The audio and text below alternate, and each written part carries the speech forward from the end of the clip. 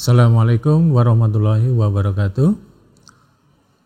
Anak-anak kelas 5 yang Bapak banggakan, pada kesempatan ini Bapak akan menyampaikan materi bahasa Indonesia bab 1, yakni pokok pikiran teks.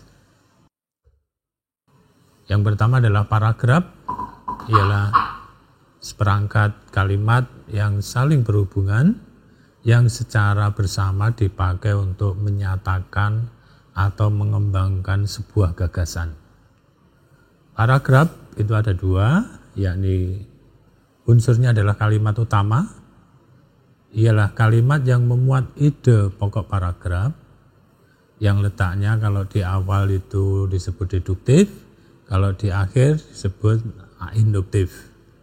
Dan yang kedua adalah kalimat penjelas, yakni menjelaskan kalimat utama agar lebih mudah dipahami pembaca.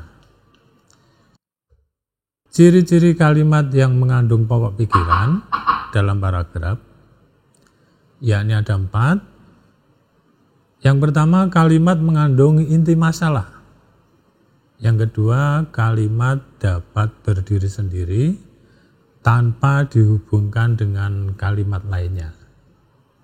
Yang ketiga, kalimat tidak membutuhkan kata hubung sebagai penghubung antar kalimat. Yang keempat, jika terletak di akhir paragraf, kalimat pokok ditandai dengan kata kunci, yakni sebagai kesimpulan, oleh karena itu, jadi, oleh sebab itu, dan dengan demikian. Ciri-ciri kalimat pengembang ada 4. Yang pertama, kalimat biasanya menggunakan kalimat rujukan benda atau sesuatu. Misalnya ini, itu, tersebut, dan sebagainya. Yang kedua, kalimat merupakan penjelasan atau rincian dari kalimat pokok. Yang ketiga, kalimat tidak dapat berdiri sendiri tanpa kalimat lainnya. Yang keempat, kalimat terkadang membutuhkan kata hubung. Yang terakhir, yakni kalimat dapat menentukan gagasan pokok pada teks.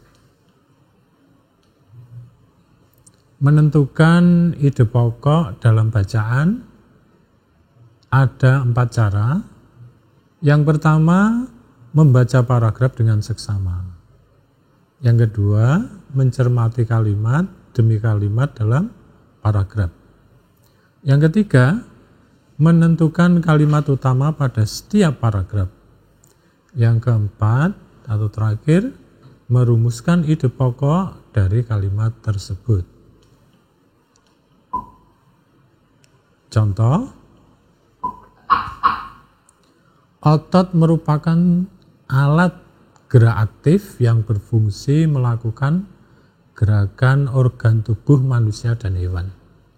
Otot tersusun dari serabut aktin dan miosin. Aktin dan miosin akan bergabung membentuk aktomiosin. Adanya aktomiosin inilah yang membuat otot dapat bergerak. Kalimat utamanya terletak di awal. Kalimat utama atau ide pokok, yakni otot merupakan alat gerak aktif. Oke, kita lanjut. Menentukan ide pokok dari cerita lisan, yakni ada 3. Yang pertama, menyimak cerita yang diperdengarkan dengan seksama.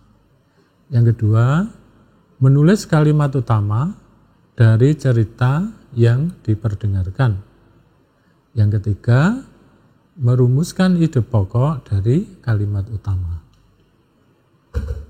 Nah, ini ada cara menemukan ide pokok tiap paragraf. Ada 5 cara. Yang pertama, menentukan topik utama dari paragraf yang akan dibuat. Yang kedua, menentukan ide pokok dari paragraf yang akan dibuat. Yang ketiga, menentukan kalimat utama yang membuat ide pokok yang telah dibuat. Yang keempat, menentukan kalimat pengembang dari masing-masing kalimat utama yang telah dibuat. Yang terakhir atau yang kelima adalah mengembangkan kalimat dengan ide pokok tersebut menjadi paragraf yang padu. Demikian penjelasan materi hari ini. Semoga bermanfaat bagi anak-anak kelas 5 semuanya. Sekian, wassalamualaikum warahmatullahi wabarakatuh. Saya ulangi, wassalamualaikum warahmatullahi wabarakatuh. Terima kasih. Alhamdulillah.